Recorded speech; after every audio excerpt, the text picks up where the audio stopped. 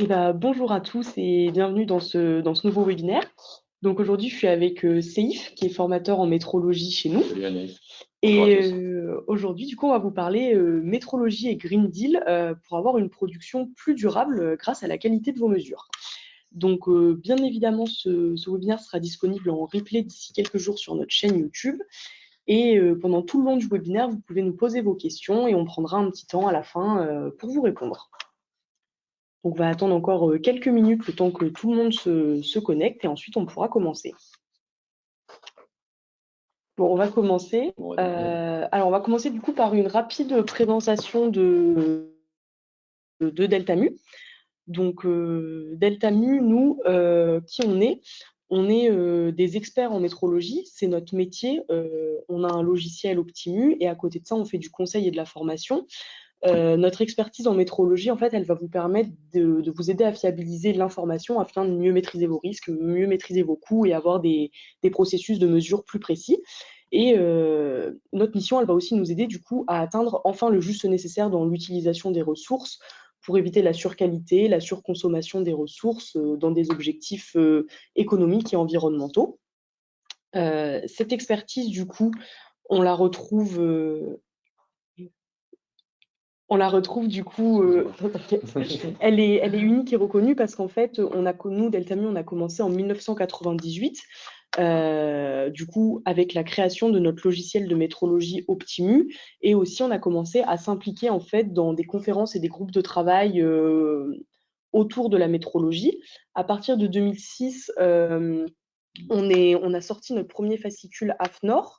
On a lancé des guides de surveillance, le logiciel MCare et Optimu a également été disponible dans le cloud. À partir de 2016, Deltamu s'est vraiment dirigé vers l'international avec la création de notre première filiale en Italie. Optimu disponible en plusieurs langues, donc en anglais et en italien, et avec des utilisateurs d'Optimu partout dans le monde. À partir de 2021, on a vraiment commencé à avoir un développement avec du coup la création de notre deuxième filiale au Canada. Et ensuite, l'implication vraiment dans le fait de donner une accessibilité à la métrologie avec notre Digital Academy pour des formations en ligne. On a également été certifié Calliope. On s'investit dans la formation des étudiants dans les IUT, les BTS, etc. Et avec la diffusion de webinaires comme celui-ci ou d'articles de métrologie. Et depuis 2024, on est impliqué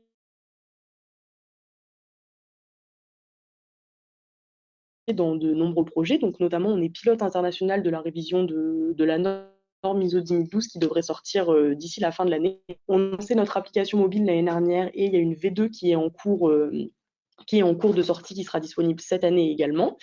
Et à côté de ça, on travaille du coup sur une nouvelle version d'Optimu avec une ergonomie plus agréable.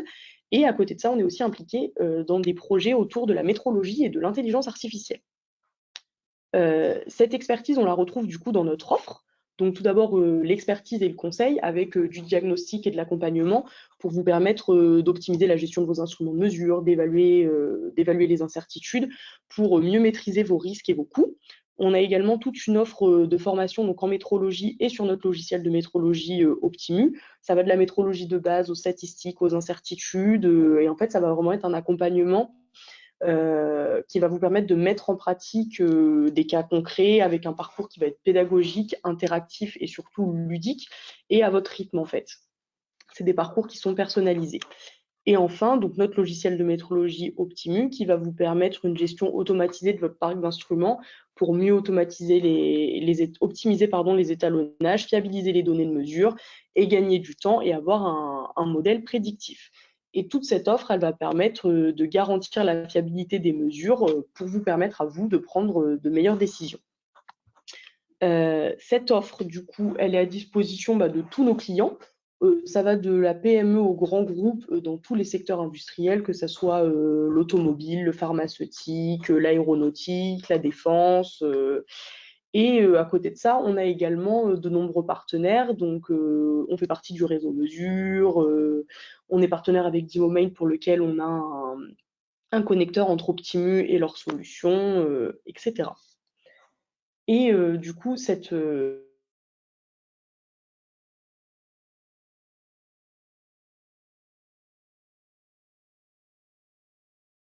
cette offre, on la retrouve également dans le monde entier. Donc, comme je vous disais tout à l'heure, on a 2 filiales, donc une au Canada, à Longueuil, il y a plus de 700 sites industriels clients dans le monde entier, et on a également plus de 3000 utilisateurs de notre logiciel dans le monde entier.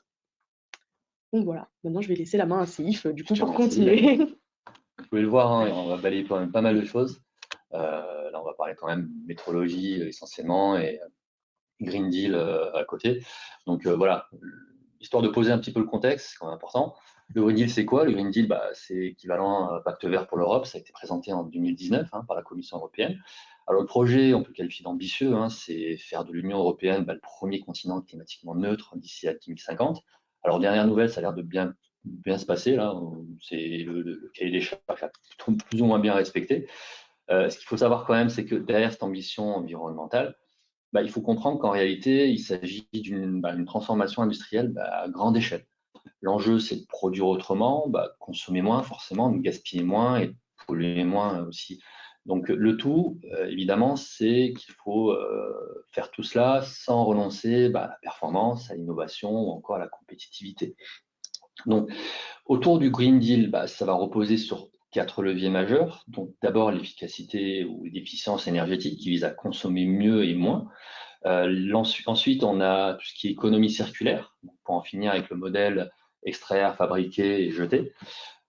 Également, une production qui devra être plus propre, avec moins d'émissions de gaz à effet de serre, par exemple, ou l'utilisation de moins de substances dangereuses. Et enfin, une traçabilité des ressources indispensables pour garantir justement que la chaîne de valeur est transparente et durable. Donc voilà, c'est tout un changement de paradigme là, qui est en train de s'effectuer et l'industrie est en première ligne. En parlant de l'industrie justement, qu'est-ce qu'on lui demande? Forcément, on va lui demander de faire tout à la fois.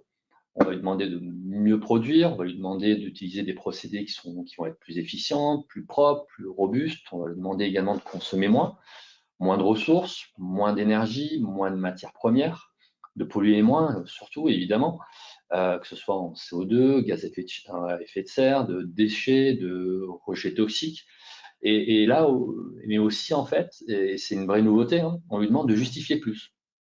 Alors, justifier plus, on lui demande en gros de devoir démontrer par la donnée qu'elle respecte tous ses engagements. Quand on parle de justifier, c'est qu'à un moment, il y a un mot-clé qui va ressortir, c'est le mot mesurer.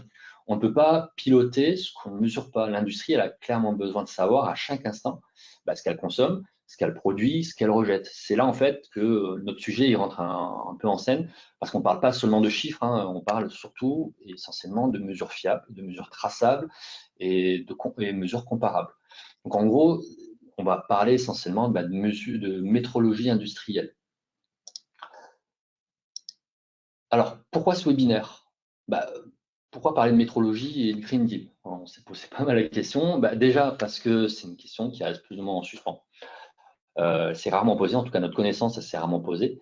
La question essentielle, c'est dans quelle mesure la métrologie industrielle peut-elle contribuer aux objectifs du Green Deal? Donc c'est réellement une question, voilà, on a besoin de savoir en gros pourquoi la métrologie aurait son rôle à jouer dans cette transition industrielle. Pourtant, quand on regarde un peu plus près, on se rend compte que toutes les grandes ambitions du Green Deal, que ce soit produire mieux, consommer moins, polluer moins, tracer plus, reposent sur une chose, elles ont un point commun, c'est la mesure. Pourquoi? Parce que sans mesure fiable, on peut ni prouver qu'on s'améliore, ni décider ce qu'on a amélioré. Et forcément, après, tout ce qui dérive, on peut forcément moins les anticiper. Donc voilà, c'est le lien entre la mesure, la métrologie et la transition industrielle qu'on va tenter d'explorer tout le long de ce webinaire. Alors, on a besoin quand même, quand on parle de métrologie, on parle souvent on évoque souvent la définition classique, science de la mesure et de ses applications. Donc oui, c'est vrai, c'est la définition presque officielle. Mais dans un contexte industriel, c'est différent. La définition, elle prend une tournure un peu plus opérationnelle. Dans l'industrie, on ne mesure pas pour mesure, on ne mesure pas pour le fun, on mesure pour prendre des décisions. L'objectif, c'est pas de s'assurer qu'un litre d'essence fait bien un litre d'essence ou qu'un kilo de patates au supermarché fait bien un kilo de patates. Ça, c'est le job de la métrologie légale. L'enjeu ici, c'est de produire des pièces qui vont fonctionner, des pièces qui vont s'assembler, des pièces qui vont répondre à un cahier des charges et qui vont garantir un usage. Et pour cela, on a besoin, et c'est une idée assez intéressante, on a besoin d'évaluer en continu la conformité de ce qu'on fabrique. Donc c'est justement cette capacité à surveiller, à ajuster et à décider aussi à partir de mesures fiables qui fait de la métrologie industrielle un outil de pilotage bien plus qu'un simple contrôle en bout de chaîne. Je vais reprendre sur la métrologie dans l'industrie et ce côté binaire aussi autour de la mesure, savoir que si une valeur mesurée est dans les specs, à ce moment-là, elle est conforme, et si elle est en dehors, forcément, elle est non conforme. C'est le raisonnement, tout le monde le connaît, il semble logique, rassurant aussi, simple, mais surtout, il est faux, ou du moins incomplet. Pourquoi? Parce qu'on oublie une chose qui est fondamentale, et c'est une chose qu'on essaie réellement de communiquer à nos apprenants durant nos formations de métrologie, c'est que la valeur mesurée, ce n'est pas la valeur vraie. Et c'est là justement qu'il faut accepter en fait cette vérité qui est plutôt inconfortable, c'est que toutes les mesures que vous effectuez elles sont fausses. Aucune mesure n'est parfaite. Dans un environnement industriel, elles peuvent venir d'un peu partout. D'un instrument qui a peut-être un peu fatigué, d'un opérateur qui peut-être a mal lu ou mal adapté la méthode. Peut-être que c'est la méthode également qui est pas forcément adaptée également au processus. Peut-être que c'est également des conditions environnementales qui vont influer sur le résultat. Bon, tout ça pour dire que la modélisation, elle se fait avec le schéma des 5 M que tout le monde connaît, milieu, méthode, main-d'œuvre, moyen et mesurant. Et justement, ces imperfections vont créer l'incertitude. Cette incertitude, elle est modélisée par une loi de distribution autour de la valeur mesurée. Autrement dit, la mesure, c'est une estimation. La mesure, la valeur vraie, elle est comprise dans cet intervalle d'incertitude. Et cette estimation, c'est la valeur probable, mais incertaine. Et forcément, cette incertitude, elle va créer un risque. Ce risque-là, il va impacter sur votre décision de conformité. Autrement dit, on a 3 scénarios qui peuvent se dessiner. Le premier scénario, le scénario idéal, j'ai envie de dire, je mesure, j'ai raison, la pièce est conforme, la mesure le confirme, il n'y a aucun problème. Le deuxième cas, il est un peu plus gênant. Je vais prendre le laser, ça va être... Hop. Voilà. Je vais prendre le laser, ça va être plus simple.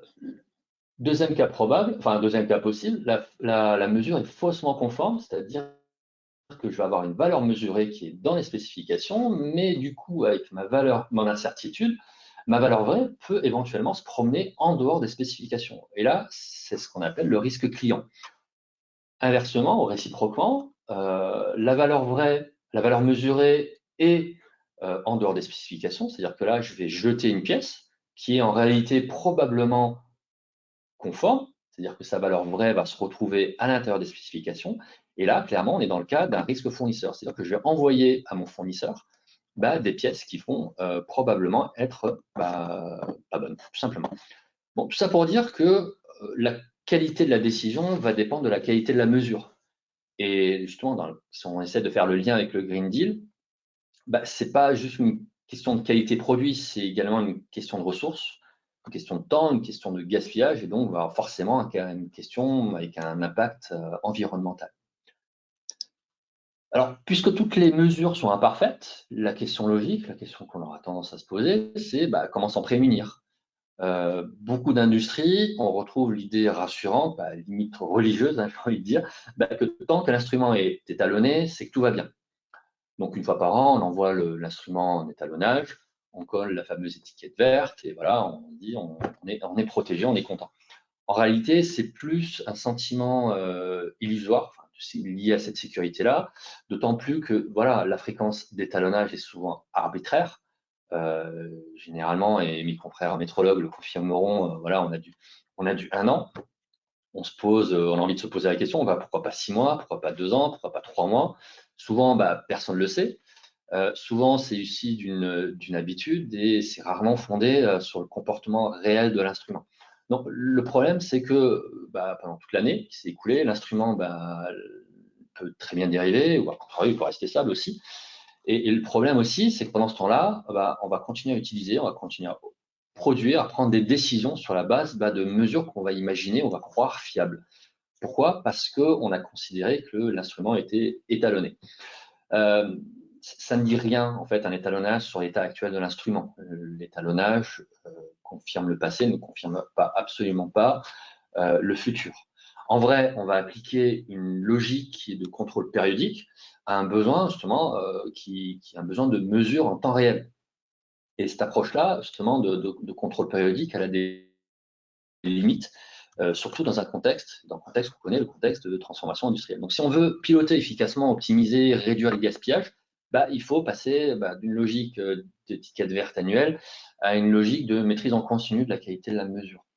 Donc voilà, on vient de voir que l'industrie, elle s'appuie un petit peu, beaucoup, trop, peut-être sur l'étalonnage périodique pour se rassurer sans réellement maîtriser la qualité de la mesure utilisée au quotidien.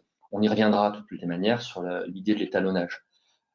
Donc malgré tout ça, malgré cette approche approximative, j'ai envie de dire, les produits quand même ils sortent. Les clients ils se plaignent pas, ou du moins ils se plaignent pas trop, et les process continuent de tourner. Donc voilà, on va essayer de mettre en valeur ce paradoxe-là, le fait que d'un côté, on vient de dire que les mesures étaient imparfaites, que l'étalonnage couvrait partout, pas tout, pardon, que l'incertitude était mal gérée, voire pas du tout utilisée ou ignorée pendant la prise de décision, et pourtant, les pièces, elles continuent à être produites, elles continuent à être fonctionnelles. Le client, il renvoie pas tout, les usines, elles continuent de tourner, les process également. Donc voilà, c'est un réel paradoxe là qu'on a réussi à mettre en valeur. Et normalement, un système qui est mal piloté, qui va être fondé sur des données imprécises ou alors mal interprétées, devrait en théorie générer des erreurs, des non-conformités, des dérives, etc. Et pourtant, ça fonctionne, ça continue de fonctionner. Alors, nous, ce qu'on va voir dans les prochaines slides, c'est pourquoi ça continue de fonctionner, surtout à quel prix ça fonctionne. Mais avant cela, on va vous proposer un petit sondage. Je te laisse prendre la main, Anaïs, pour le petit sondage. Hop. Alors voilà, normalement là vous voyez là pour le sondage, donc du coup dans votre organisation, l'incertitude de mesure, est-ce qu'elle est systématiquement prise en compte pour les décisions de conformité? Donc soit oui toujours, parfois selon le cas, rarement, jamais ou je ne sais pas. On va vous laisser quelques minutes pour répondre.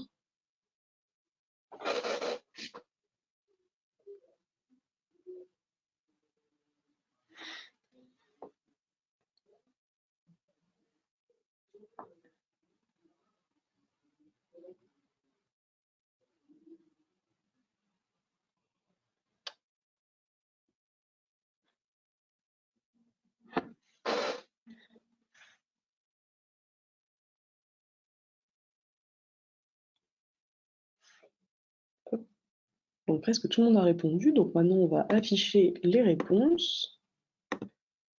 Hop. Donc il y a 42% des cas où c'est parfois selon le cas, 27% toujours, et ensuite 15% et 15% rarement ou jamais. Bon, c'est à peu près le genre de résultat auquel on s'attend. L'incertitude, voilà, et on va en parler prochainement là, durant le webinaire, c'est clairement voilà, une problématique des industriels. Des fois, c'est calculé, des fois, c'est pas calculé, des fois, c'est calculé et pas compris dans la décision de conformité, et des fois, on n'a juste rien à cirer. Et voilà, on va essayer d'explorer un petit peu ce côté-là. On vient de le voir, hein, pourquoi ça continue de fonctionner. On a posé le paradoxe, on a posé les décisions basées sur des mesures qui vont être imparfaites, et malgré ça, des produits qui fonctionnent. On a besoin de savoir pourquoi. Pourquoi? Parce qu'il faut bien l'admettre, hein, si les produits fonctionnent, c'est pas forcément parce que le système il est bien conçu. Souvent, ça tient un peu de chance, on va dire. Beaucoup de redondance également, et surtout un excès de prudence. Donc, ce qu'on va voir dans les prochaines slides, c'est analyser différentes hypothèses qui vont permettre justement au système de survivre malgré les failles, quoi. Certaines sont logiques, d'autres sont plus absurdes. Elles ont tout un point commun, c'est qu'elles ont un coût caché.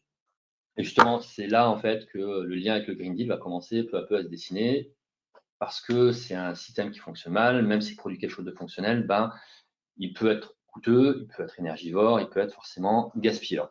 Donc alors, première hypothèse, c'est de se demander si la production était peut-être pas un peu trop facile. Quand je dis trop facile, alors c'est un peu racoleur un petit peu comme titre, c'est-à-dire, première hypothèse de se dire le système tient malgré des mesures imparfaites. Ça veut dire que dans un certain cas, les processus industriels, ils sont tellement maîtrisés, tellement stables, que les pièces produites vont tomber systématiquement au centre des tolérances. Donc, autrement dit, si la mesure elle est un peu mauvaise, même si l'incertitude n'est pas prise en compte, le risque de non-conformité il restera faible. Simplement parce que le process, il est ce qu'on appelle dans le jargon très capable. Il va ne produire que des pièces qui sont bonnes. Alors, ce qu'on appelle une capacité élevée, c'est-à-dire que la variabilité naturelle du processus, elle va être très faible par rapport à la tolérance. Tout le monde connaît la formule de la capacité. Si je devais prendre un exemple simple, on va imaginer une tolérance entre 90 et 110, je ne donne pas d'unité volontairement, un process qui va produire tout comme il faut entre 98 et 102, même avec une incertitude de plus ou moins 2, on sera toujours dans les clous. Dans ce cas-là, généralement, on a tendance à comprendre l'industriel. Pourquoi il ne va pas s'enquiquiner à calculer des incertitudes. La raison est très simple, c'est qu'il n'en voit pas la différence. Il ne voit pas surtout les conséquences d'un calcul d'incertitude. Alors, soyons lucides également, ce genre de situation, ça tient de l'exception. De réalité, les secteurs exigeants comme l'automobile, le médical, l'aérospatial, les tolérances, elles sont serrées. Les marges, elles sont très, très faibles. La capacité n'est pas toujours bien choisie. Dans cette première hypothèse, aussi rassurante qu'elle puisse être, elle ne suffit pas forcément à expliquer pourquoi ça marche à tous les coups. Alors, c'est peut-être celle de la deuxième hypothèse. Bon, non. Deuxième hypothèse. En gros, voilà, c'est une hypothèse qui est un peu différente. Là, on essaie de construire des tolérances non pas à partir d'un besoin fonctionnel, mais à partir de ce qu'on a mesuré. Concrètement, je vais essayer de donner un petit exemple. On fabrique des axes cylindriques, on essaie d'insérer dans un alésage. Ce qui nous intéresse en réalité, c'est la fonction. Est-ce que ça s'emboîte, est-ce que ça rentre, est-ce que ça sort, enfin, on essaie de faire en sorte que ça ne sorte pas, mais en tout cas, est-ce que ça tourne sans un jeu, est-ce que ça tient surtout. Donc, au lieu de raisonner sur la fonction réelle, à savoir ça rentre, ça ressort, on prend un pied à coulisse, on mesure quelques pièces qui fonctionnent, et on se dit, c'est bon, entre 9,98 et 10,02, ça marche, et à partir de là, on fixe nos tolérances. C'est un peu piégeux parce que cette zone de mesure qu'on aura définie, c'est une zone mesurée, mais pas forcément une zone de fonctionnement réel. C'est-à-dire qu'on oublie un truc, encore une fois, c'est que nos mesures elles sont imparfaites. S'il y a l'incertitude du bruit, des erreurs liées à l'instrument, le résultat, c'est qu'une pièce à 10,015, par exemple, elle pourrait bien fonctionner. Et elle va se retrouver rejetée simplement parce qu'elle est tombée juste à l'extérieur de la zone mesurée de confort, quoi. Et à l'inverse, une pièce, on va dire, à 10 tours, qu'on va qualifier conforme, elle peut en réalité ne pas fonctionner si sa valeur vraie est légèrement en dehors. Donc voilà, c'est ce qu'on a revu tout à l'heure par rapport au risque client, risque fournisseur. Et cette tolérance qui est basée sur la mesure, on peut qualifier ça d'un bien industriel, quoi. C'est-à-dire qu'on va prendre un échec de mesure pour un échec fonctionnel. Et on va réduire à tort les tolérances. Et conséquence, on va augmenter notre risque fournisseur, notre risque client, et notre taux de rebut, forcément, sans même nous en rendre compte. Donc tout ça, la cause, c'est qu'on n'a pas pris le temps de réellement bien modéliser l'incertitude de mesure et on n'a pas pris surtout le temps de bien réfléchir à la zone fonctionnelle réelle de la pièce qu'on souhaite fabriquer. Alors, troisième hypothèse, celle-là on l'a déjà tous un petit peu vu, peut-être un peu vécu également. On est en réunion qualité, voilà, on hésite sur une tolérance, on se dit c'est bon, on va se laisser un peu de marge, donc, juste pour être sûr. Donc en gros, on va serrer les tolérances, on va réduire la plage admissible. Généralement, on fait ça de bonne foi pour éviter le risque, surtout pour sécuriser, pour garantir un bon fonctionnement. Je vais donner un exemple rapide également. On va produire une plaque de 10 mm de diamètre. La tolérance fonctionnelle, c'est-à-dire de ce qui est réellement acceptable pour que la pièce fonctionne ou alors soit acceptée, on va dire que c'est plus ou moins 0,2. Donc entre 9,8 et 10,2, la pièce fonctionne très bien. Ça, c'est super, c'est ce qu'on devrait avoir. On garde la tolérance fonctionnelle. Toutes les pièces entre 9,2 et 10,2 sont conformes. Ce qu'on fait à la place, c'est qu'on se dit, je ne suis pas sûr de bien mesurer, et si la valeur vraie est en dehors des specs, alors qu'on croit qu'elle est dedans, qu'est-ce qu'on fait? Du coup, qu'est-ce qu'on va faire? On va resserrer. On va passer les tolérances à 0,1, donc on va resserrer encore plus les tolérances, on va passer de 9,9 à 10,1 pour éviter justement les pièces qui sont au bord. Donc, résultat, des pièces qui sont parfaitement fonctionnelles, comme 9,85 par exemple, vont être rejetées. Encore une fois, on essaie de faire le lien avec notre thématique principale autour du Green Deal et de l'impact environnemental. On va gaspiller de la matière première, on va rejeter des pièces qui ont une bonne, on va créer du déchet, on va fatiguer également le process inutilement, on va peut-être consommer un peu plus de ressources. Tout ça parce qu'encore une fois, on n'a pas su gérer correctement l'incertitude de mesure. Alors, hypothèse 4. Voilà. Alors, imaginez, on est équipe qualité, encore une fois. On va analyser des données de production. Alors, les résultats prennent une prod, classique. Ils se rendent compte que les données à la sortie sont dispersées. Les résultats vont être irréguliers, une grosse variabilité. Et là, forcément, on va commencer à s'inquiéter, on va se poser des questions, on va se dire, ok, super, le process est super stable, il faut revoir tout le process, il faut réinvestir, il faut peut-être corriger, peut-être reformer des opérateurs, etc. Mais en vrai, est-ce que c'est notre process global qui est en cause? En tout cas, généralement, c'est la question qu'on va se poser en premier. La bonne question également de se poser, c'est est-ce que ça ne viendrait pas tout simplement de notre process de mesure? Donc, je vais prendre le schéma. Là au centre, ce qu'on voit ici, c'est la vraie variation du process, qui est plutôt stable, qui est plutôt bien maîtrisée, et dans les specs, il y a tout qui fonctionne. À côté, on a la variation qui est due au système de mesure, donc qui va rajouter du bruit. Et qu'est-ce qu'on observe réellement, en fait, c'est la superposition de ces deux dispersions. Donc, on va avoir une dispersion qui est plus élargie, et forcément, là, notre équipe qualité va dire, tiens, ça sort des specs à droite et à gauche, on sonne l'alarme. Donc là, clairement, on se trompe de combat. Pour une fois, on va croire que c'est la prod qu'il faudra corriger, alors que oui, pour une fois, c'est la métrologie qu'il faut aller revoir. Un exemple simple pour illustrer, je suis en prod, j'ai une ligne de remplissage de pots de compote, on va dire. À la fin, pour le contrôle qualité, j'ai une balance qui va venir, balance qui est un peu fatiguée, elle va venir peser les pots de compote. Le pot de compote est censé faire 500 grammes, on est censé distribuer 500 ml, autour de 500 ml de compote. La balance, elle va indiquer 489, elle va indiquer 512, elle va indiquer 503. Donc, grosse variabilité, grosse dispersion. Le résultat, c'est qu'on va directement croire que nos pots, ils ont été mal remplis, que la remplisseuse, elle a mal fait son job. Donc, on peut imaginer déjà que les problèmes viennent du remplissage, peut-être de l'opérateur aussi, et peut-être de la pompe, on ne sait pas. En fait, en tout cas, elle vient de tout sauf de la balance. On va être honnête là-dessus quand même. Quand on regarde les problèmes de pesée, la première chose qu'on fait, c'est regarder la balance, si la balance fonctionne bien. Donc, oui, effectivement, on va commencer d'abord à regarder la balance, ensuite regarder la prod.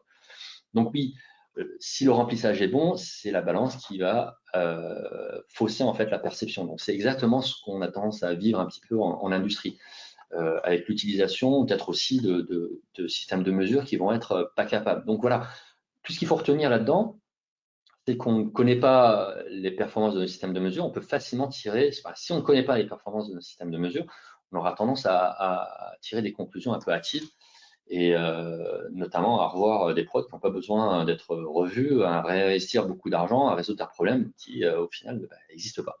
Donc, l'intérêt justement de bien travailler autour de la capacité de son système de mesure, avec des outils qui existent, et des outils tels que le RDR, par exemple, fonctionnent très bien. Dernière hypothèse, celle-là, elle est un peu plus subtile, j'ai envie de dire. Alors, c'est l'hypothèse des caractéristiques corrélées. Alors, dans beaucoup de cas, les grandeurs qu'on mesure, elles ne sont pas indépendantes. Elles ne sont pas indépendantes les unes des autres. Dans beaucoup de cas, on a des caractéristiques qui vont être liées, qui vont être corrélées, plus ou moins corrélées, de manière forte, de manière non linéaire. En industrie, on a tendance justement à les traiter une à une. Et on a tendance aussi à définir des tolérances de manière indépendante pour chacune des variables, sans jamais regarder en fait ce qui se passe si on devait justement les mettre ensemble. Donc justement, c'est là que ça pose problème. Donc le schéma qui l'illustre plutôt pas mal. Donc la forme noire elliptique, elle représente en réalité le comportement de notre produit. Donc les coupes de mesure qu'on observe réellement. En vert, ce qu'on observe ici, ce sont les limites fonctionnelles, c'est-à-dire ce qui garantit que notre produit fonctionne. Et en rouge, ce sont les variables univariées, c'est-à-dire qu'on a simplement définies avec leur tolérance. Hein, en X et en Y, on a les tolérances de chacune des variables. Et on regarde un peu ce qui se passe. Qu'est-ce que ça provoque? Quand on regarde, ici, on a mis les tolérances de nos variables, on se rend compte que la zone qui est fonctionnelle, elle est rejetée. On a un rejet, j'ai envie de dire, massif, hein, de points qui sont en réalité bons, au final. Donc, leur combinaison, elle est conforme, hein, mais leur position sur chaque axe de manière individuelle, elle ne l'est pas. Donc, on a créé involontairement une zone de rejet qui va être artificielle, juste parce qu'on n'a pas regardé les données en 2D, quoi. Là encore, les conséquences, elles vont être claires. Hein, des pièces qui vont être bonnes vont partir à la belle. La surqualité qui va être inutile, la surqualité, la surproduction, la surconsommation éventuellement d'électricité, hein, et un gaspillage parfaitement évitable. Donc voilà, on vient de voir pourquoi le système malgré tout continue de fonctionner. Hein.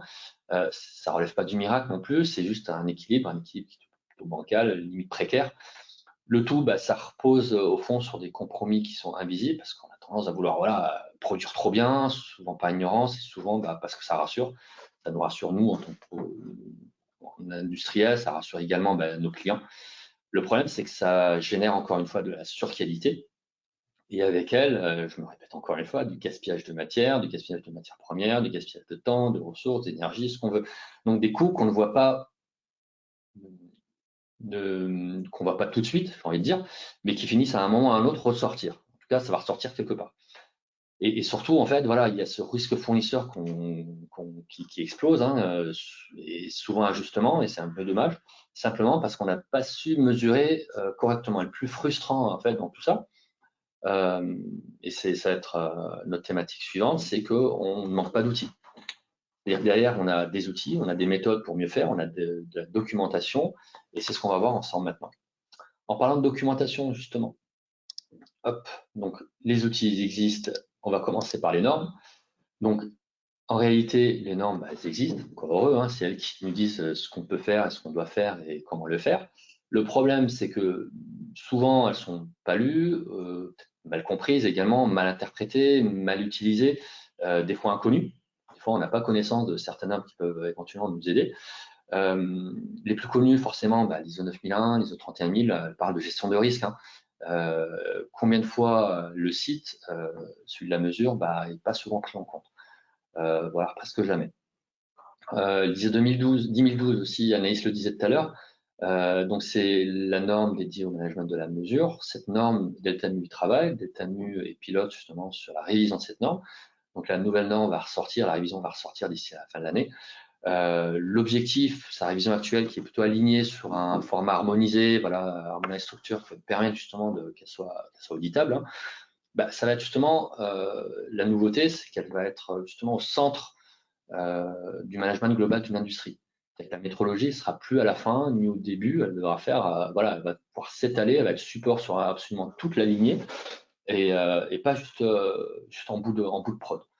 Voilà, il y a d'autres, hein, je ne vais pas toutes les citer, mais voilà, il y a d'autres fascicules, les fascicules de documentation, le DX 07 014, l'IDAC G24, voilà, sur la détermination des périodicités d'étalonnage. Nous le disent clairement, hein, je les cite, hein, arrêtez l'étalonnage annuel automatique, voilà. Posez-vous les bonnes questions. Les outils existent, la FDX 07 014 nous propose 3 méthodologies différentes, hein, la méthode opérette, la méthode des rapports de périodicité, la méthode de la dérive également. Donc voilà, Delta-mu a fait pas mal de webinaires là-dessus, je vous invite clairement à les réviser, enfin à les revoir, enfin les voir et les revoir. Et donc voilà, tout ça, toute la documentation, les normes, les fascicules, ça existe.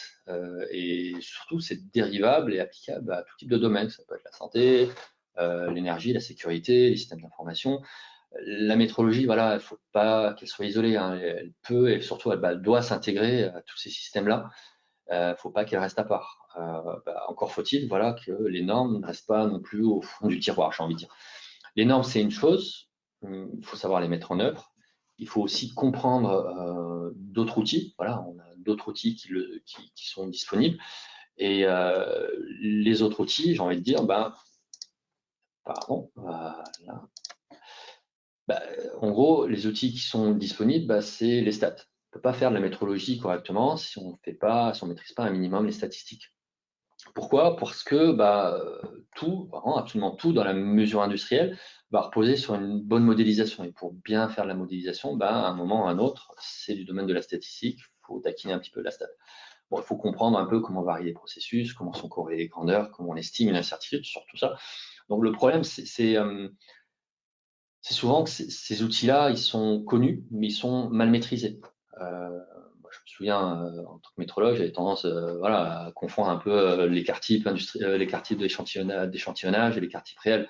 On ne vérifiait pas également voilà, si le modèle correspondait bien à la réalité terrain. Donc voilà, les statistiques sont vraiment un support ultra intéressant et ultra important. Et quand je parle de statistiques, tout le monde me rejoindra là-dessus. On va parler du GUM, donc du guide pour l'expression de l'incertitude de mesure. Donc c'est une référence aujourd'hui dans la mesure et dans la métrologie. Quand je parle du GUM, je parle également des extensions qui vont avec, qui sont vraiment des pépites. Je parle du JCGM 101 sur les simulations de Monte Carlo, le 102 pour tout ce qui est mesure à plusieurs résultats, le GUM6 là, pour les résultats de mesure robustes.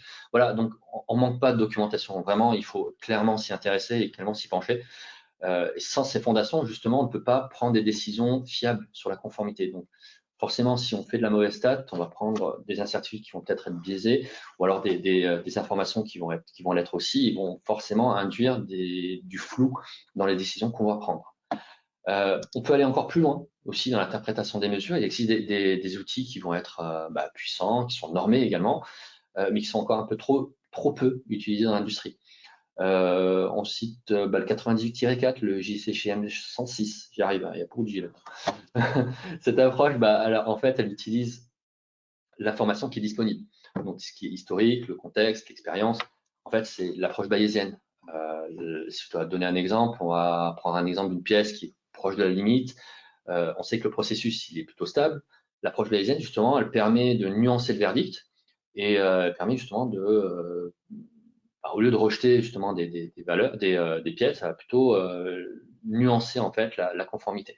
On a d'autres outils également, type distance de Mahalanobis ou les cartes de Hotelling.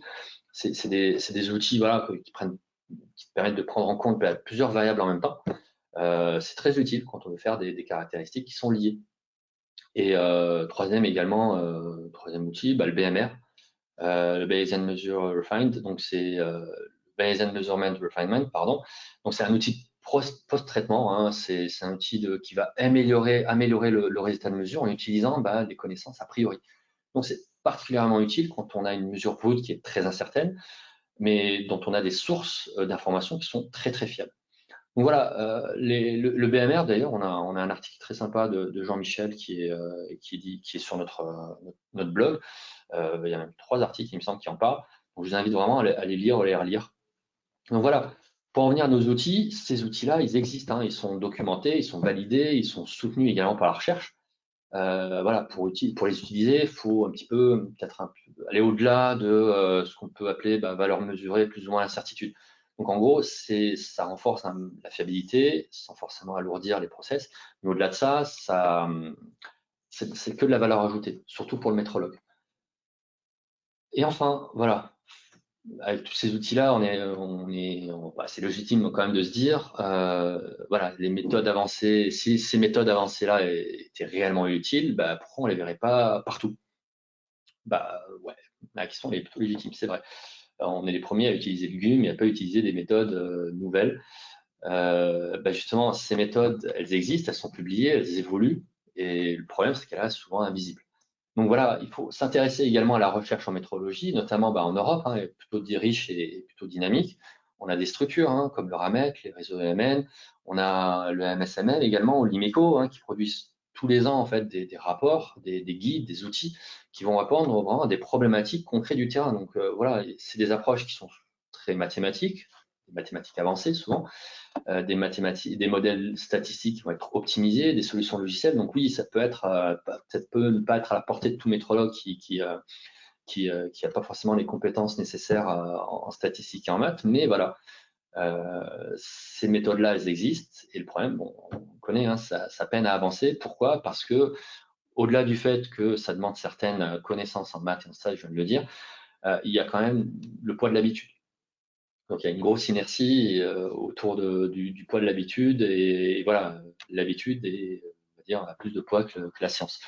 Donc voilà, dans beaucoup d'industries, la métrologie est encore voilà, perçue comme une obligation réglementaire et non pas comme un levier stratégique. Et on reste voilà, sur des façons de faire qui sont encore à utiliser des outils qui vont être datés. Et on aura peut-être tendance également à ignorer des approches qui vont être un peu plus nouvelles. Et ce qui est dommage surtout, c'est qu'on est en train de passer justement à côté d'un vrai potentiel d'optimisation. Donc voilà, on a vu voilà, qu'il existait des outils, qu'il existait voilà, des normes, les stats, la documentation. Donc voilà, au-delà de ça, on essaie quand même de revenir un petit peu à la thématique de webinar. Donc voilà, la question c'est est-ce que la métrologie peut clairement participer à la transition écologique? On peut y répondre de manière aisée, hein. La réponse est oui. Mais il faut le nuancer quand même parce que c'est un oui, mais sous condition. Alors, quand on parle de transition énergétique, de transition numérique, ça, est-ce qu'on est en droit de parler également de transition, j'ai envie de dire, métrologique? Alors aujourd'hui encore, de nombreuses entreprises, la métrologie reste perçue comme un service support, hein, tout le monde le sait, et vous êtes les premiers à le savoir également. On l'appelle quand il faut étalonner, vérifier, poser l'étiquette verte, ou c'est la métrologie qui donne l'autorisation d'utiliser tel ou tel équipement. Encore une fois, je le dis, je le répète, et cette démarche-là, on la répète également à Deltamu, c'est qu'en réalité, la métrologie, elle pourrait être beaucoup plus que ça. Elle a des outils, je viens de les citer, pour prévenir les dérives, par exemple, pour réduire les non-conformités, pour sécuriser également les données, pour nourrir de l'IA, forcément, on est en plein dedans. Elle est également là pour guider des décisions stratégiques, hein, mine de rien. Donc voilà, elle pourrait être un acteur clé de la performance environnementale, de la performance industrielle. Voilà, la métrologie, aujourd'hui, il faut qu'elle change de posture. Il faut qu'on arrête de penser l'étalonnage industriel, ça équivaut à avoir c'est la sécurité sur nos équipements. Et qu'entre autres, voilà, il faut qu'on sorte aussi de cette logique, qu'on passe surtout dans une logique un peu plus, une compréhension un peu plus active autour de la mesure. Voilà. La mesure en elle-même, voilà, c'est pas qu'un résultat à valider, c'est surtout une information. Donc c'est un signal qu'on peut surveiller également, c'est un indicateur voilà, à exploiter. Donc voilà, si on arrive à faire cette transition-là, alors là, on peut considérer que la métrologie peut elle aussi forcément contribuer aux enjeux et aux défis qui ont été lancés par le Green Deal.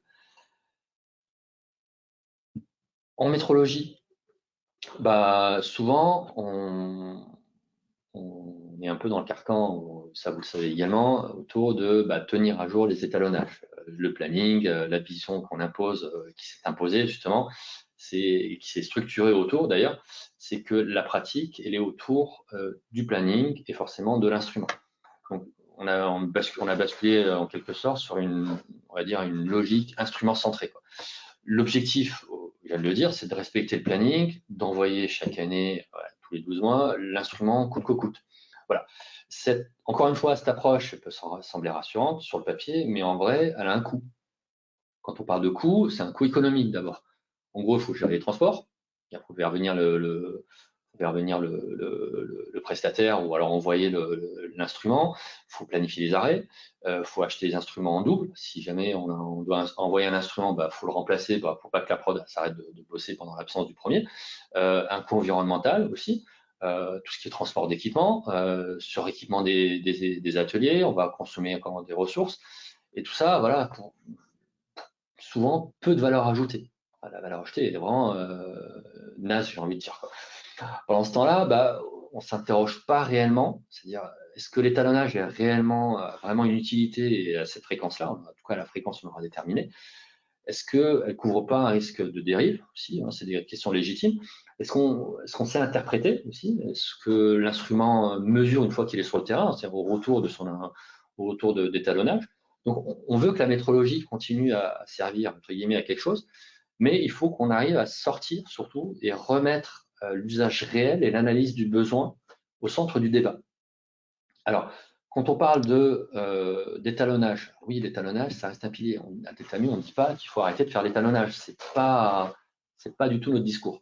Notre discours, c'est faire de l'étalonnage avec parcimonie, j'ai envie de dire. Donc oui, l'étalonnage est indispensable. Oui, c'est une exigence réglementaire, la 9001 l'exige. Oui, il garantit la traçabilité au système international. Il permet de qualifier les instruments. C'est un socle, oui. Là-dessus, ça repose. Toute notre chaîne de confiance repose sur l'étalonnage. Là, on ne dit pas de arrêter l'étalonnage, au contraire, de le faire de manière différente. La croyance industrielle, justement, c'est souvent faire l'étalonnage à date, qui équivaut à maîtriser le risque à 100%. Alors, cette croyance-là, elle est complètement fausse. En vrai, c'est un réflexe, encore une fois, rassurant, mais derrière, il se cache souvent ce qu'on peut dire une méconnaissance du processus de mesure, du moins dans son ensemble. Alors, le vrai sujet, c'est est-ce que j'ai des preuves que mon processus de mesure, il tient dans le temps? Est-ce que je sais ce qui dérive? S'il dérive, à quel rythme? Est-ce que je mesure bien ce que je pense mesurer? Donc aujourd'hui, là, on a des guides, on en a parlé, la direction 7014, c'était sujet 24, permettent d'adopter des fréquences d'étalonnage au risque réel et pas arbitraire, un arbitraire calendaire. Et voilà, on peut exploiter les données historiques, justement, les dérives, les capacités pour ajuster nos stratégies. Donc voilà, il faut continuer à former, il faut continuer à expliquer, il faut continuer à interpréter. La varimétrie, justement, elle est là, dans la capacité des équipes, je ne parle pas forcément des métrologues, à comprendre le résultat, à le juger, à juger sa pertinence, à s'interroger sur ce qu'il fait, et pas seulement à envoyer l'instrument, l'étalonnage, et quand la date arrive. Donc voilà, on ne dit pas arrêter l'étalonnage, on dit juste recentrer. On dit juste avoir moins de rigidité, moins de pollution inutile aussi, plus de compétences et une métrologie qui va s'aligner un petit peu plus sur les objectifs, sans forcément sacrifier la qualité. D'ailleurs, en parlant d'étalonnage, on a un petit sondage encore, le deuxième. Anaïs? Alors du coup, dans votre entreprise, comment sont définies les fréquences d'étalonnage des instruments de mesure? Donc, voilà, soit selon une périodicité fixe imposée, en fonction du type d'équipement et de son usage réel, sur la base d'un retour d'expérience d'historique de dérive, ou alors vous ne savez pas. Pareil, comme tout à l'heure, vous laissez une petite minute pour répondre et après on pourra vous afficher les résultats.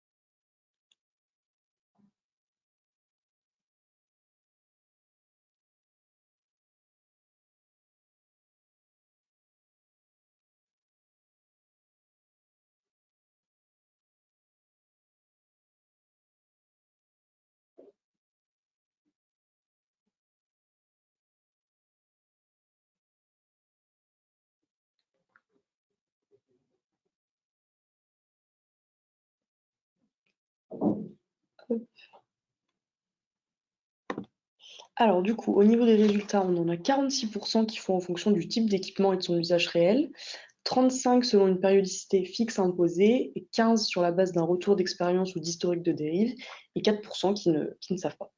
C'est rassurant d'une certaine manière, mais bon, ce qui est moins rassurant, c'est que ça reste quand même sur une périodicité fixe imposée, la fameuse année calendaire.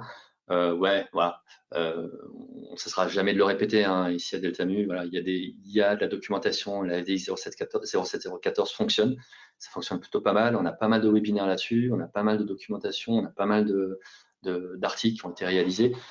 Lancez-vous, honnêtement, ça fonctionne, et ça fonctionne plutôt bien. C'est surtout justifié. Donc en audit, ça passe crème, j'ai envie de dire. Et au-delà de ça, l'auditeur, il n'aura rien à dire. Donc voilà, lancez-vous dans ce genre de démarche. Ça fonctionne plutôt bien. Et surtout, vous allez avoir une meilleure maîtrise de votre part de mesure. Donc voilà, on en a parlé plein de fois. Et à vous de jouer, du coup. On pourra recommencer? Ouais. Super. Bon. Alors, je vais m'assurer que C'est tout bon. C'est tout bon? Ouais, c'est tout bon. Super. Alors, on était où? Hop. Donc, on a fini avec l'étalonnage. Mais voilà, on va revenir quand même un instant sur ce qu'on a évoqué dans la première partie du webinaire. On a parlé également tout le long, l'incertitude qui est oubliée, la mesure tolérance qu'on essaie d'ajuster, qu'on ajuste à l'œil. ces petites négligences ont un effet. Cet effet-là, on ne le voit pas de suite, mais à un moment ou à un autre, voilà, il va créer de la surqualité. C'est un mot qu'on a tendance à un peu répéter aujourd'hui, c'est-à-dire qu'on se met à produire trop bien, on se met à produire trop serré, avec des exigences qui vont dépasser largement le besoin réel. Et ça, forcément, ça a un coût. Ça a un coût en ressources, ça a un coût en temps machine, ça a un coût en pièces rejetées, en risque fournisseur, ça a un coût tout court. En fait, on pollue et le pire dans tout ça, c'est qu'on ne s'en rend pas compte. Et encore pire, c'est qu'on pense bien faire, on croit bien faire. Alors, la bonne nouvelle, c'est que voilà, quand on a une métrologie, qu'on va être un peu plus maîtrisé, un peu plus mieux intégré, plus lucide sur les incertitudes, par exemple, ça va permettre justement d'ajuster cette tolérance, on en a parlé, au bon niveau, c'est-à-dire que ça va pas trop large, pas trop serré, juste ce qu'il faut. Donc déjà, c'est un premier geste. Voilà, on démarre avec ça, c'est déjà pas mal.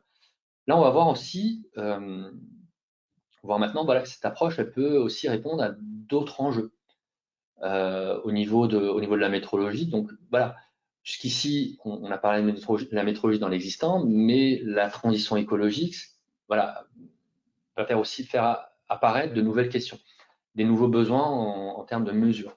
On peut citer par exemple l'étalonnage. Jusqu'à récemment, quand on parlait de déchets, on a tendance à parler de poids. Voilà, en kilos de déchets. Donc, sauf qu'aujourd'hui, on a besoin de savoir ce qu'il y a dans nos déchets. S'il y a une teneur en terres rares, s'il y a des éléments critiques, on ne parle plus de kilos en fait. On va essayer de parler en valeur matière plutôt.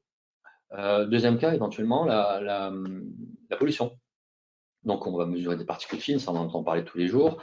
Les particules fines, ok, ouais, c'est sympa, mais est-ce qu'elles sont réellement représentatives du danger, de la taille de leurs particules ou du nombre de particules aussi. Donc, c'est pas juste, on va au-delà justement de la taille et de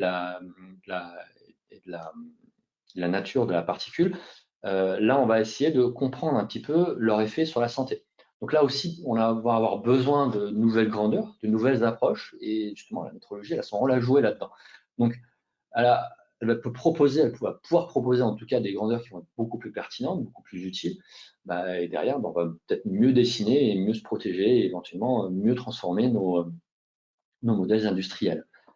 Et demain, du coup, voilà, on vient de le dire, on peut repenser encore la mesure au service de l'essentiel, hein. On ne peut pas faire ce webinaire sans évoquer la data.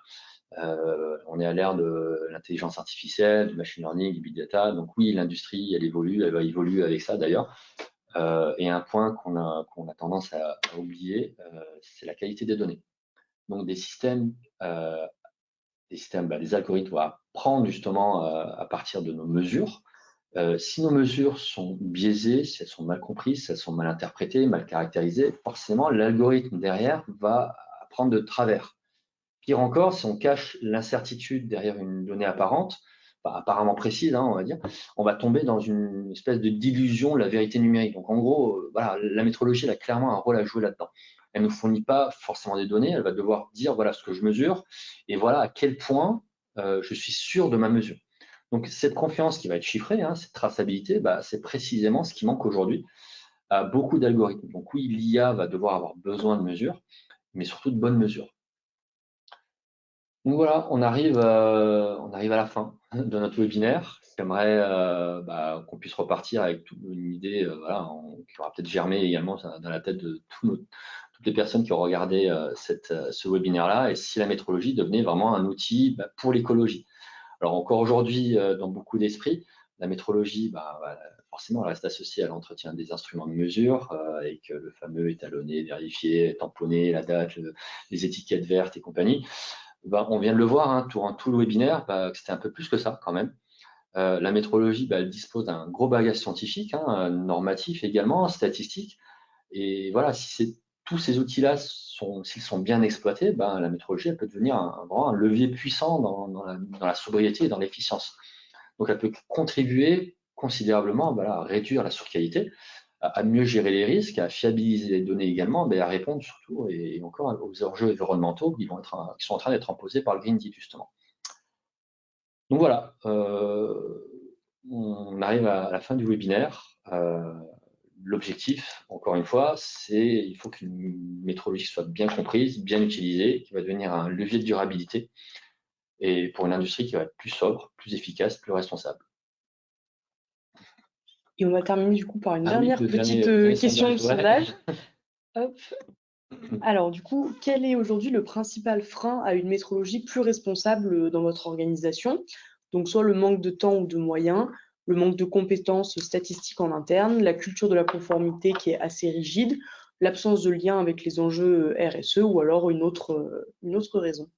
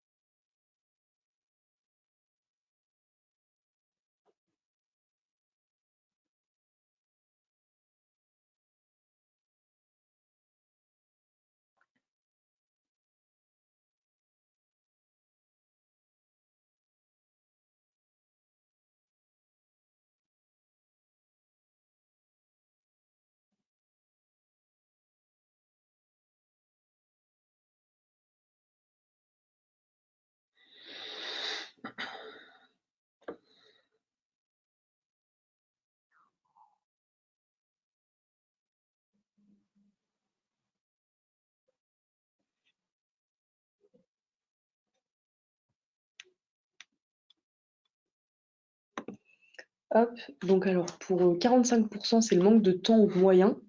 Ensuite, on retrouve le manque de compétences en interne et la culture de la conformité, ou alors 15% qui ne savent pas. Alors, le manque de temps, c'est clairement pas une surprise, hein. Le métrologue, il a tendance à avoir la tête dans le guidon sur son planning, à faire ses étalonnages, ses vérifications en voyant prestataire. Donc, clairement, c'est pas une surprise du tout de voir le manque de temps en première position. Après, oui, le manque de compétences, donc voilà, on vient de vous montrer qu'il y a des outils, il y a de la documentation là-dedans. Donc, n'hésitez pas à y jeter un œil. Et forcément, la culture d'entreprise, encore une fois, c'est pas étonnant non plus. Beaucoup d'entreprises aiment bien faire comme avant et rester sur des préceptes qui fonctionnent, en tout cas qui fonctionnent pour eux. Voilà. Pour passer aux questions, peut-être. Ouais. Super. Hop. Alors du coup, au niveau des questions, on en avait une première. Pourquoi du coup parle-t-on si peu de métrologie dans les démarches RSE? Bah, déjà, il n'y a pas de mention de la métrologie dans la documentation, la norme RSE. J'ai oublié le nom de la norme, je crois que c'est la 22 000 quelque chose. Déjà, la métrologie, c'est très technique. Donc, en réalité, elle a un rôle plutôt. Alors qu'en réalité, elle a plutôt un rôle stratégique. On vient de le voir, on en a parlé tout le long. Le fait qu'elle soit trop technique, à ce moment-là, on a tendance à l'oublier, on la mettre dans un coin et à pas justement s'en servir dans des marches RSE qui peuvent être clairement intéressants. Hop. Et du coup, deuxième question, ouais. Est-ce que l'incertitude de mesure peut vraiment avoir un impact écologique?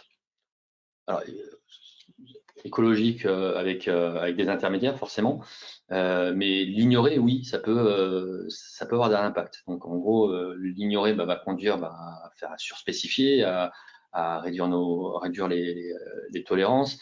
Derrière, on va forcément avoir du gaspillage, du rejet, du gaspillage de matières premières, du gaspillage de temps, de ressources, tout ça, on l'a vu durant tout le webinaire. Donc oui, effectivement, ignorer l'incertitude, c'est se rajouter